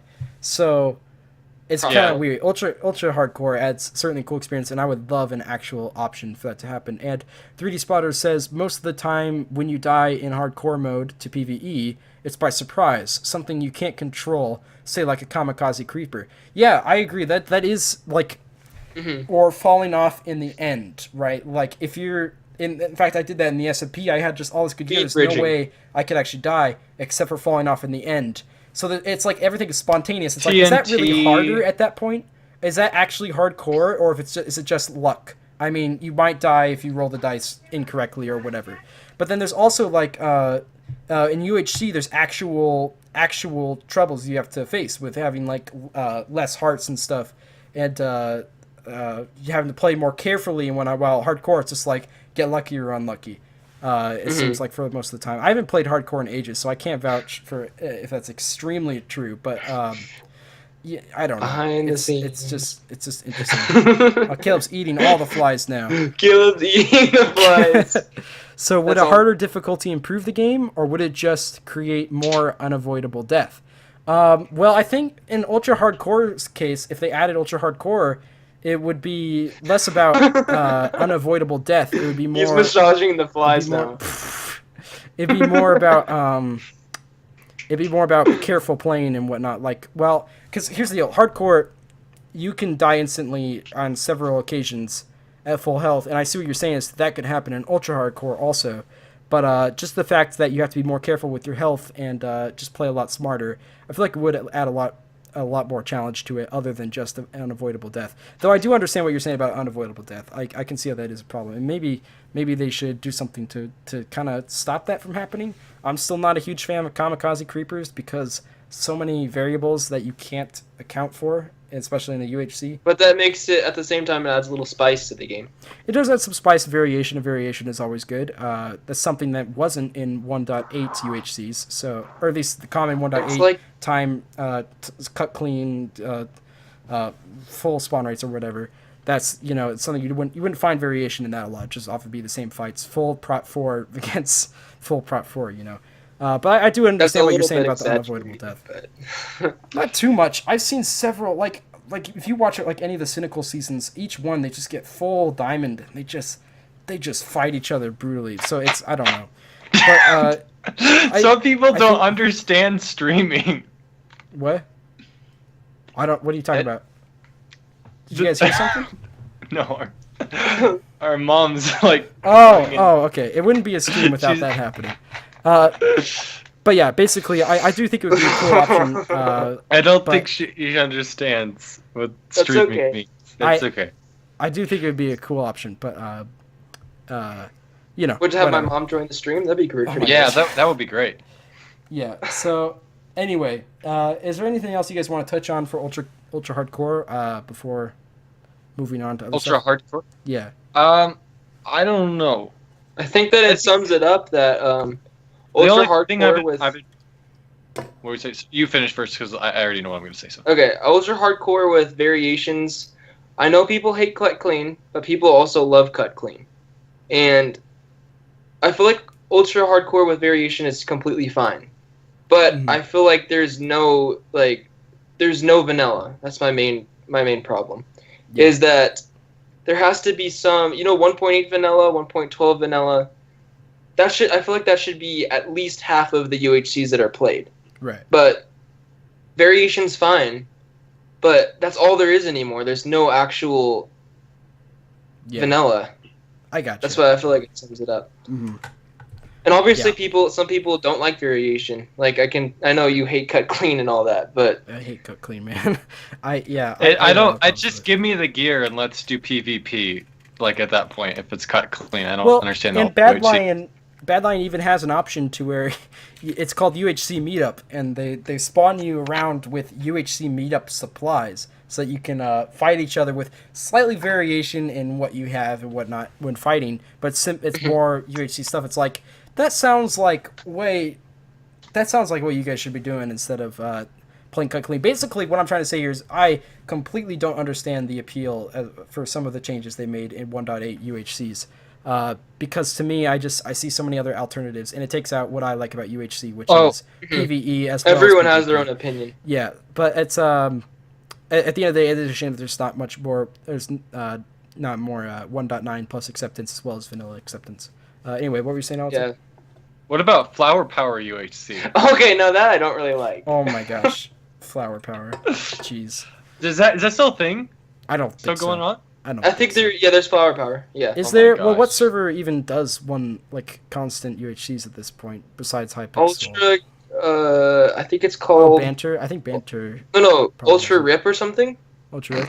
Yeah. Okay. So there's probably one or two out there. I think overall the hype went down a little bit after Eximus went down, as well as like UHC Run. I think UHC Run went down, right? I haven't tried it in so long. I don't know. But anyway, yeah, that probably sums it up for the UHC talk. We are reaching like an hour and a half. Usually, I forgot to tell Bombastic about this, but we usually have a question segment where we each bring up a question. I always forget. Yeah, Alex always forgets. What's going on? We basically bring up a question to ask everyone else in the call, and they just answer. And this time, the question should probably be about Minecraft, so you guys can think about your questions because I assume you both don't have one. And, no. I'll give you guys mine while you guys think about it. My question is, I wrote it down. What's my question? I didn't know about this. Made you most excited? What version of Minecraft excited you the most when it came out? Whether it be on Pocket Edition, PC Edition. Okay. Because I know you guys played on Pocket Edition a lot when Minecraft. Oh, what made me most excited? Yes. Pocket Edition. I think it would be on Pocket Edition. When they added chests, right? Chests and beds. Yes, that's exactly. That was amazing. That was the best. It was like, now I have somewhere to put all my stuff. Yeah. Like, you could only have the stuff you had in your inventory, and it was like you died with it. You know, you get it back, but then you gotta always sort through what do I want, what do I not want, and then. I mean, even furnaces, when did they come out? We were able to use furnaces at one point to put cobblestone in. So furnaces came out like a few updates before that. Mobile started off as just creative, and eventually they added survival, and the survival is extremely watered down with like less. That's when I started. Yeah, you had infinite glass and infinite bricks. Yeah, I remember that. Anything that you could smelt before they had furnaces, you just had infinite of. Because like I don't know what else to do here. Just give them infinite blocks or whatever. But yeah, they eventually added furnaces, and we had to use that for storage, which is certainly inefficient. It has one spot, and then they added chested beds, and I remember being really excited about that as well. Although I do remember them also being really buggy, and sometimes it just everything in the chest would clear, which is not a good thing. But yeah, that's understandable for the most excited update. Bombastic, do you have one different, or would you side with that one? Oh, I thought I thought you meant to have something to ask. Yeah, I completely relate with that version, and I'm not just being a copycat. That was honestly like my favorite update. Right. Everything else, I felt like wasn't, in my opinion, majorly important. Right. I felt for Pocket Edition, I was so into it at the time, and in order to store all my items, it was essential. Right. They should have added that way before, in my opinion. Should have been like release 1. I think the one I was most excited for was also on Pocket Edition, just because that's what I grew up playing on. They added the Nether fight, quote unquote Nether fight. That was fun too. It's actually that was awesome. It was a really cool aspect because it wasn't in any other version. It's just like, oh my gosh, this is like really fun to fight. Basically, what you would do. Wait, did they take that out? Right? They don't have that anymore. Yeah, it's definitely gone.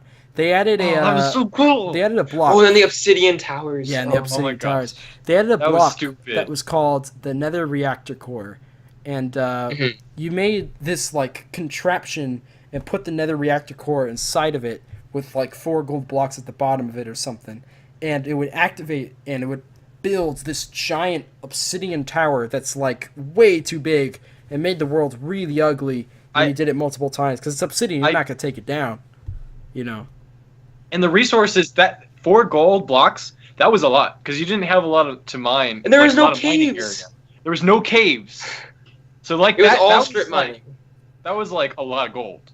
I remember back in the day, it was like, oh, that's a lot. And then, but you could dig out the blocks of gold, though. Yeah, so there was a glitch before it turned into obsidian. You could dig it out, and then you could replicate it. The problem was that mobile didn't have endless worlds, so getting the ores were actually limited in the world. So you didn't want to just waste all this gold on stuff. You didn't want to waste anything. Diamonds. No. Hardly anyone made diamond armor in mobile. Like whenever I would play people, no one would ever make diamond armor because like I gotta save my diamonds, you know.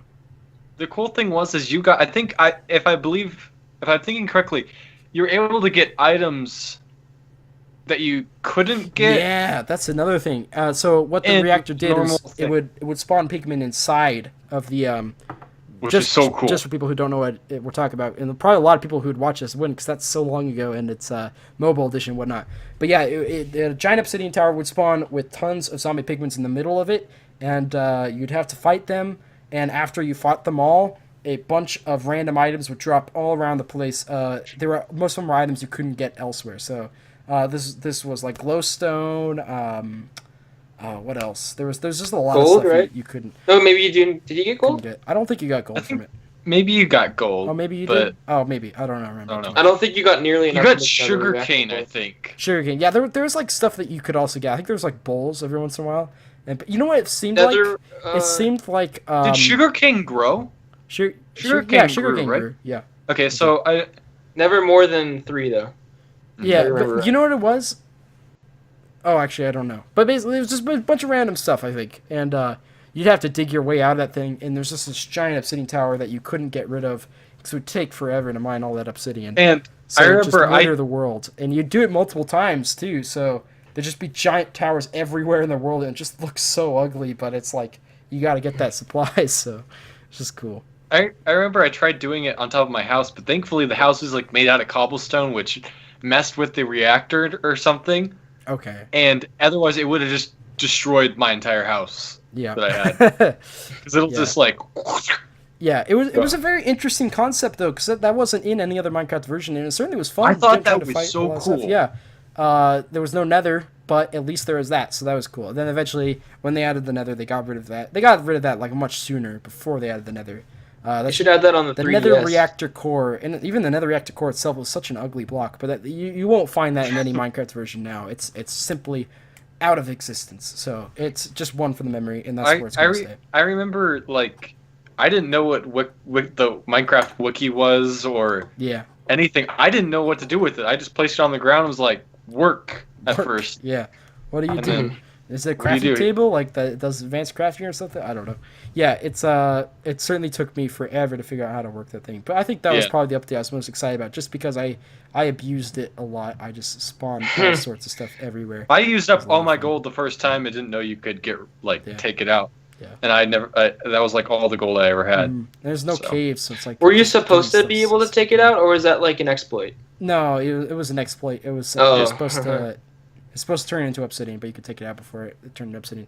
Anyway, does either of you have a question that's related to Minecraft? I do. You do? All right, what's up? Okay, other than UHC, what's your favorite Minecraft game mode? Survival. Survival? No, game, sorry, as in like a mini game. Arcade? Oh. Like an arcade game. What classifies as? You mean just anything you could play on a server or whatever?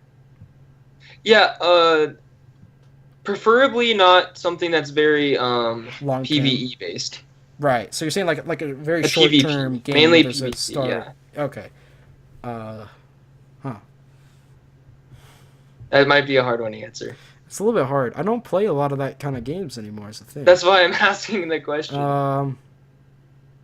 I've always had a soft spot for Egg Wars, even though I've got some problems with it also, just because I like how everyone has the same stuff, and there's a lot of customization as to what you do, and there's a lot of different strategies, so I enjoy that a lot. But survival games can also be fun. I also get a little bit tired of the chest system though.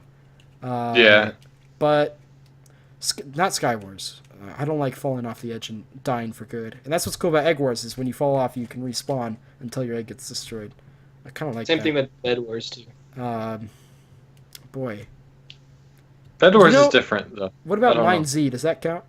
Or are you saying something smaller than Mine Z? I mean, I guess you could say Mine Z. I would preferably have a PvP answer, but that's fine. That still has PvP in it. Yeah, it does. My favorite type of PvP in that case is probably Victor's map, but that's a little biased. But Mine Z, even if I don't play it all the time, it's still I have a lot of appreciation for it, and there's a lot of really cool stuff about it. So probably Mine Z. I enjoy Mine Z too. So, for me, besides Egg Wars, which would be 1.9, I'd have to say I do like playing Sky Wars every once in a while, but I have to have good internet. Now that our internet's better, it changes so much. I know horrible internet on Sky Wars was the. It actually when you have really good ping and you're good solid, it's actually a lot of fun. But I can definitely understand how ridiculous. I don't usually play a lot of Minecraft PvP as it is. Yeah, that's kind of where I am too. I haven't played Minecraft. I do like to every once in a while just hop on Mineplex and play some Sky Wars just to pass some time or something. I gotcha. Yeah, so it's just simple. You can play it and you can stop. I mean, there's not really a lot of I got to commit to this. That's how I feel about Sky Wars too. I would not let anyone down or anything like that. It's just yourself. I would say my favorite PvP game mode would probably also be Sky Wars.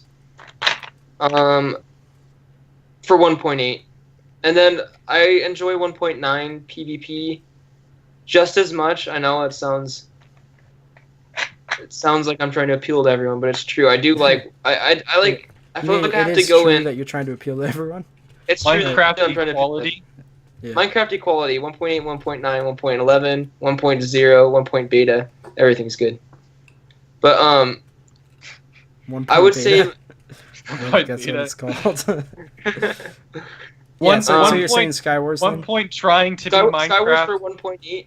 At the moment, I'd say it's Sky Wars because I've been mainly playing 1.8 recently. But last month, I would say Egg Wars. Okay. Yeah. And the month before that, I would have said Bed Wars. Just to respond to Spotter's, what you would do is stay in a corner and click your screen. I assume that is a response to us talking about Minecraft without chests. That would be pretty bad.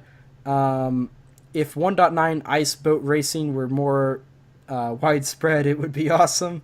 But that would like be cool. Egg Wars, same as Pat. Yeah, Egg Wars, it's just got some nice things going for it that I can't find in a lot of other games. I still have some problems with it, and I certainly haven't played it in a long time. Like I said, the hard part about this question was the fact that Seth said besides UHC stuff, because that's pretty much all. That's why I said besides UHC, because I knew the answer. Yeah.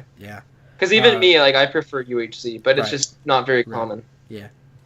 But that's a pretty good question. Caleb, what about you? You got something yet?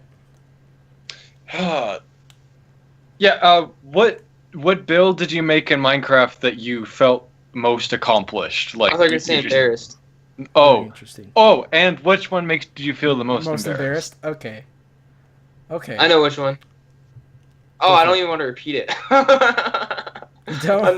Most accomplished and most embarrassed. No, accomplished. Like made you feel most accomplished. No, I was talking about Seth though, because he said he didn't want to share it because you're embarrassed or because you're accomplished. You feel accomplished for it. Oh my gosh. Okay. Gosh. I'm just kidding. I think the thing I was most happy of that I made. It's kind of interesting because before the SMP, I never built like anything. Building wasn't my thing. But ever since the SMP started, I've been building a lot more and actually enjoying it, and then also just getting better at builds. And I feel like just looking at some of my first builds on the SMP, they progressively get better as time went on. Like when I start comparing them in my head. So some of my more recent builds in the SMP I've been quite fond of. Like the Nether Hub, I really enjoyed that one, and then even though that one's more simplistic, I also really enjoyed this small little house I made on the floating island. That one was just a lot of fun because it was such a small scale, and I could add so much detail with like the different kinds of dirts and concrete and coarse dirt and whatnot. And then, so I really liked just having the island come out of the ground and having the vines come down with the pit underneath and whatnot. It's very small scale stuff, but I would have to say just some in general for most accomplished just builds accumulative in the SMP. I feel like I've become a much better builder after playing the SMP. And then most embarrassed, I mean, I've made really crappy builds in the past, so that one's really hard to even remember. Most of them I blocked out of my mind, so I've made some pretty bad ones on Build Battle. Oh my gosh, Build Battle. Yeah. Oh, Build Battle. You should have an Instagram set. You just post all of those pictures. I have actually pretty good quotes on my builds too. Like one of the subjects was sandwich, so I just put down made the ground all sand, and I put down a witch. I was like, okay, sandwich. Nice. Okay, so I'm assuming you're excluding Build Battle, right? Actually. Because I'm excluding Build Battle because those things you build in 5 minutes, and there's too many to remember. Right. Build hundreds.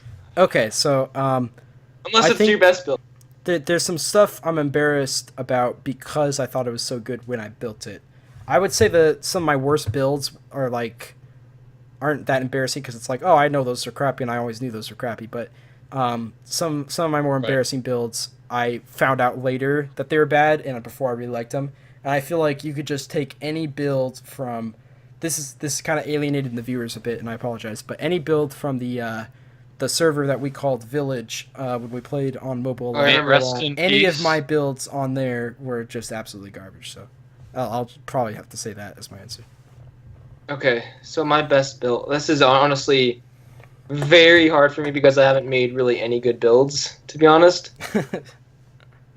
I would say the one I'm most proud of, just because it's more recent, is on a single-player world. I made like the spawner that Daniel did, except for whatever reason, I made it a little bit larger. And because it's a single-player world, every time I would kill the Enderman, they would literally, like 20 of them would come back the instant you kill them. It'd just do like, and then they'd just all already be down there. I think it's because there's you're saying an Enderman farm? An Enderman, my Enderman farm, yeah. Okay. Yeah, okay. Where did you make that? I made it on a single player world that Caleb and I have played together with Philip. Okay, so recently. With our cousin. Very recently. Okay. Our cousin Philip, yeah. Wow, that's your most embarrassing for most reason? No, my best, my favorite build. Oh, your favorite. Unfortunately. Oh, okay. Unfortunately, because it's literally a spawn platform.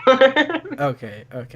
Let's remember that Seth's had me build pretty much everything for him. That's true. The main thing. I'm more of the guy that's commissioning. That's always commissioning stuff. He still owes me diamonds. Mm-hmm. I don't owe you that much more. Yes, you owe me. What did you say was your embarrassing, Bombastic? Oh, I don't want to go into it.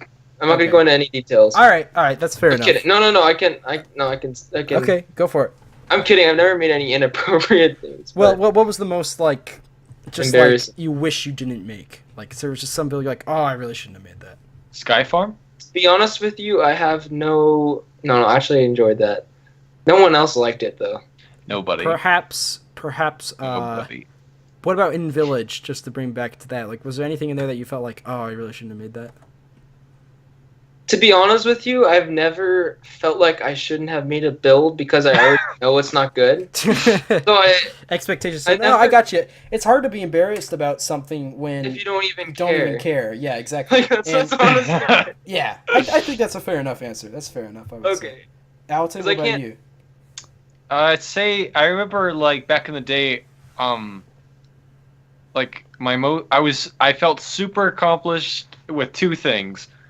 One, my first actual build, which was in Pocket Edition, I made this giant castle that was pretty much took up at least a third of the world almost. But it was when it was really small. The scale was really small. Yeah.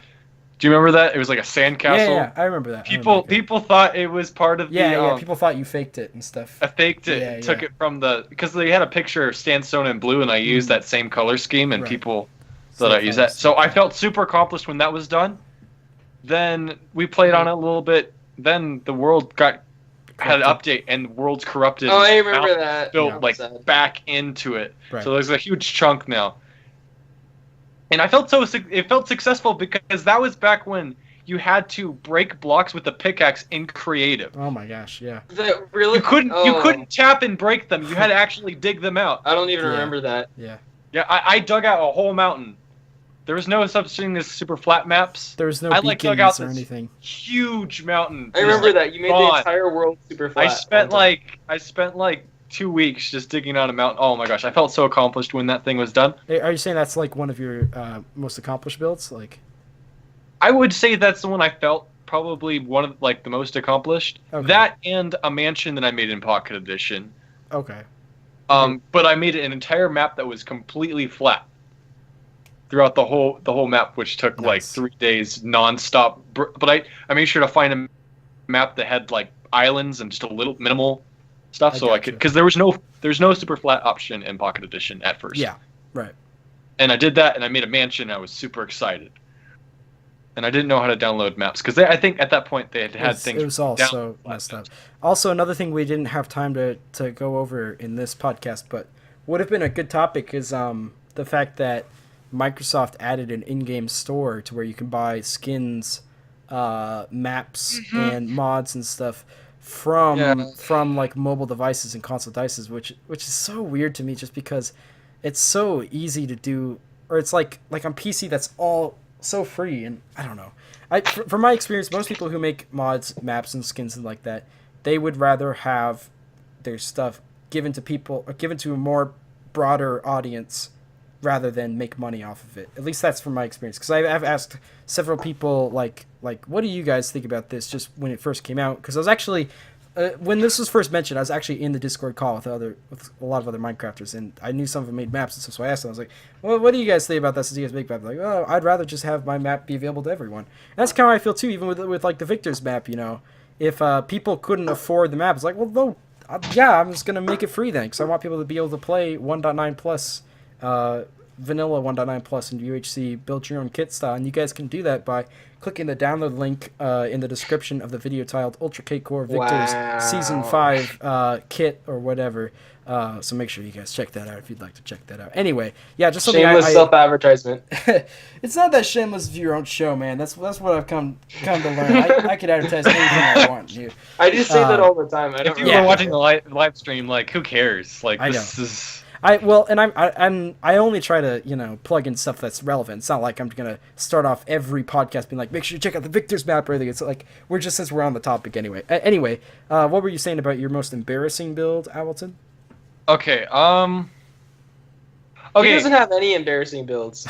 No. Okay, so there's this one build that actually I used to go on this app that was called Seeds Pro. Yeah, it was essentially a social media app where you could show off your builds and stuff, and it was really popular back in the day. It was like Minecraft Instagram, basically. Yeah, Minecraft Instagram. There you go. Mm-hmm. Except you didn't show pictures of your face, or it's not like that. Like, do you rate on Instagram? I've never been on Instagram. I don't know. Never there was the thing it wasn't just like this. It was like 5 stars. It's like 5 stars, 1 star. Weird. Anyway, 3 stars. So what were you?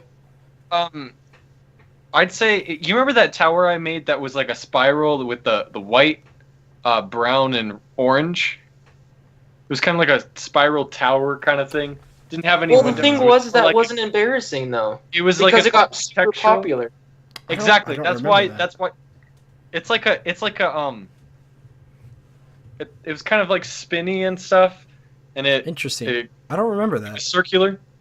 It came up at the top. Okay. Was that post giant tree or pre giant tree?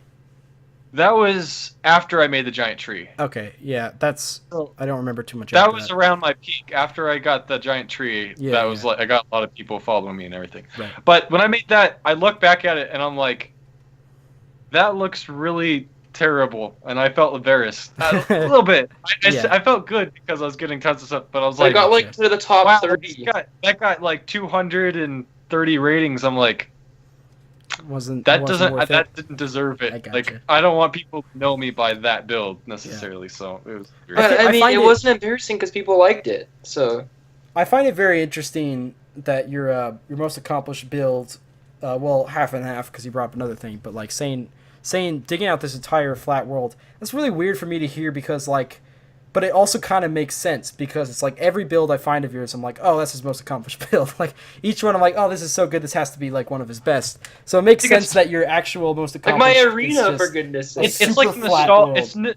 It's nostalgic. It's like this is what it was like building back in the day, and it's like that's what started my my building and made me grow basically essentially. The reason why everything stemmed from those ideas and stuff. So. And you spent like 6 months on it, right? Yeah, that was like I was hardcore. I was like, dude, I'm gonna do this right. The first build I'm gonna commit to. I'm gonna do it, and I'm gonna make a theme and everything. And I was like, yes, I did it. Mm-hmm. Finished, nice. and I didn't want to show you either until it was done. And I'm like, I'm not gonna show this to you until it was done. Or no, I showed it to you, didn't I? Yeah, I saw. I showed it to you. Yeah, we weren't gonna play on it until it was done. I got you. That's what it was. So, real quick, just to respond to chat, 3D Spotter says, I'm planning my best build yet on the SMP. But other than that, I made a record disc farm. Are you saying that was your worst build, your most embarrassing build was the record disc farm? Are you saying, other than your best build, which is set to come, the record farm was either way? Just respond that record place was great. Is that what he was talking about, or a farm?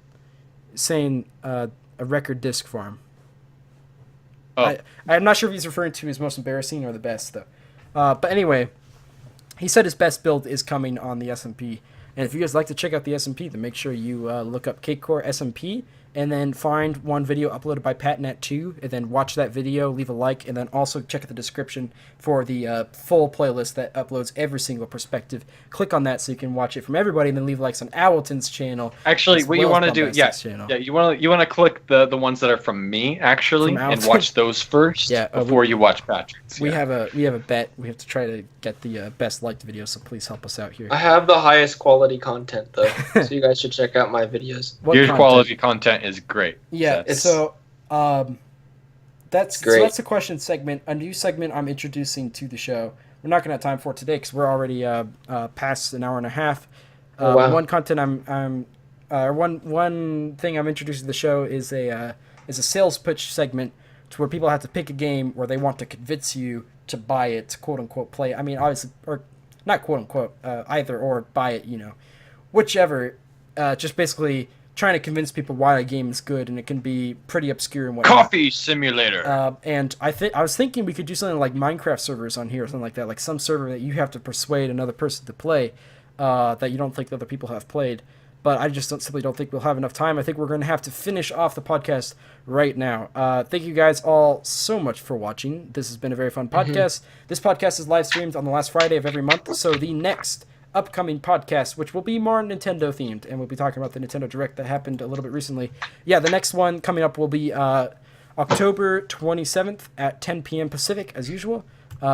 If Spotters is EST, then it will be 1 a.m. EST. Apparently, that's when it starts. So it's almost 3 a.m. Spotters time, I think. So huge thanks to Spotters for coming out and obviously being the classic moderator that watches every single time. Subscribe to him. And subscribe to 3D Spotters. Check out Cakecore SMP, find 3D Spotters videos, subscribe, click on the links in the description that lead to the playlist, and then check out everyone else's. Yeah.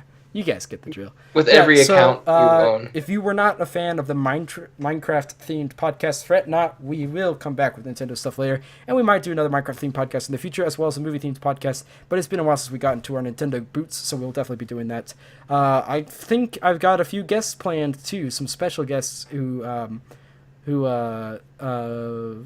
excited to share, but I don't want to say anything about yet, just in case things fall through. Also, a big shout-out to the Sonic Joey, who was actually going to join this podcast, but like he's in European time, so he would have to wake up at the podcast would start at 6 a.m., so he'd have to wake up at 5:45 to start, and then even before that if he wants to get ready or something, I don't know. And he was going to do it, but then because he was being the good UHC host he was today, he was totally drained after the UHC he hosted, and so shout out to him. Thankfully, he's getting subscribe to Sonic Joey instead of staying up and getting sick and stuff. So yeah, make sure you guys check out Sonic Joey. Thank you guys all so much for watching. Though we're gonna head out now. Oh right, I completely forgot. I also give everyone an opportunity to explain what's going on in their channels in the upcoming weeks or month or so. So I'm gonna hand the microphone over to Alton so that he can explain what's going on with his channel and whatnot, and also say goodbye. Oh wait, can I announce what you and me are doing? Oh, excellent idea. So, yeah, Alton and I are doing something. Uh-oh. I know what really great. I saw the little bit of behind the scenes. It was hilarious. We can say what it is, right? No one cares, right? It's coming out soon. I don't care. Yeah, this Wednesday, make sure you tune in at 2 p.m. Pacific. Alton and I got a brand new series coming up on both of our channels, so you can watch whichever perspective you prefer. If you're a true hardcore fan, you're going to watch both perspectives, because both perspectives have something different, because the game we are playing is none other than Portal 2 Co-op. I think that's just what it's called, Portal 2 Co-op. And he's one guy and I'm another guy, so you can watch two different perspectives if you wish. And we're going to basically go through every puzzle we can, with shooting portals and whatnot. You guys know what Portal is. And it's going to be a lot of fun. This is coming out on Wednesday at 2 p.m. Pacific. It's great. It's the best. It's going to be great. Anything besides that, though, you want to bring up before we close? I mean, that's mostly what's going to be going up. I might post another SMP video, but I also have art stuff going up on my art channel. This is the first time your art channel has been up since the podcast started, so make sure you guys check out Alton's art channel if you're into art. Just behind him is just some pictures of what you might see and whatnot, because he's got a lot of art stuff over there. So if you're interested in that, make sure you check out Alton's new art channel that he's I know he's working really hard on. So he's going to have a lot more content out on it pretty soon here. Yeah, my microphone exploded recently, so I got that fixed. I got it fixed. Yeah. No more exploded microphone. Also, Spotters, by the way, said Record Farm is best farm. So he was talking about the Record Farm being the best build. So good for you, Spotters. And I guess that's another thing I didn't even think about, redstone builds. Oh, I have felt a lot more accomplished on it. But that ties into what I said anyway, SMP builds in general. Yeah, okay. So, Bombastic, why don't you explain what's going on with your channel, if you even can. If you know what's going on. So here's what happens. I'm going to give you a little bit of a background. If you leave milk out for too long, it spoils. Okay. That's my channel. That's Bombastic's channel. Though I can vouch for him that he does have at least 2 SMP videos coming out pretty soon here, right? I believe. Mm-hmm. Yeah. Yeah. Okay. So that's at least you got something to look forward to. And there's of course there's always the UHC that's uploaded to all of our channels. Actually, not my channel. Upload the Cakecore channel instead of my channel. So can I add one other thing? Yeah, go for it. But when the milk spoils, you can use it in pancake mix to make something even better. Okay. So, one of my art videos is actually coming out tomorrow. Okay, Alton's got a video coming out tomorrow on his art channel, so make sure you check that out if you're interested in also art. the UHC. I mean, yeah. Well, that's not coming out tomorrow though. It's coming out. No, I know later, 2 months or so. Anyway, or just a month, something like that. I don't know. Who cares? You guys certainly don't. I don't know. Maybe you do. I don't know. I'm trying to think of what's going on my channel. That's why I'm stalling a bit. I got the Portal thing coming out with Caleb, which I'm really excited about. Other than that, probably more SMP content that I'm going to be working on. Also, as was mentioned earlier, something on the Cakecore channel that Bombastic and I have been working on for quite some time is going to come out eventually. Mm-hmm. And that's probably all the plugs I want to do for now. But thank you guys all so much for watching. This is another fun podcast. Spotters also said James Douglas has a cool video coming out tomorrow. Yeah, I heard some behind the scenes of James Douglas and 3D Spotters doing some stuff, and they got a video coming out tomorrow, so make sure you guys check out that as well if you wish. Thank you guys all so much for watching, though. This was a fun podcast. Cheers. Minecraft themed. Next one is my soda's empty, so I'll do a sideways cheers. I threw my bottle over there. Bombastic. I can't grab it. Alton's bottle was thrown to there, which is over something. But yeah, we'll definitely see you guys next month in my room in October. So thank you guys for watching. So long. Peace. See you guys. Goodbye. See you. Peace.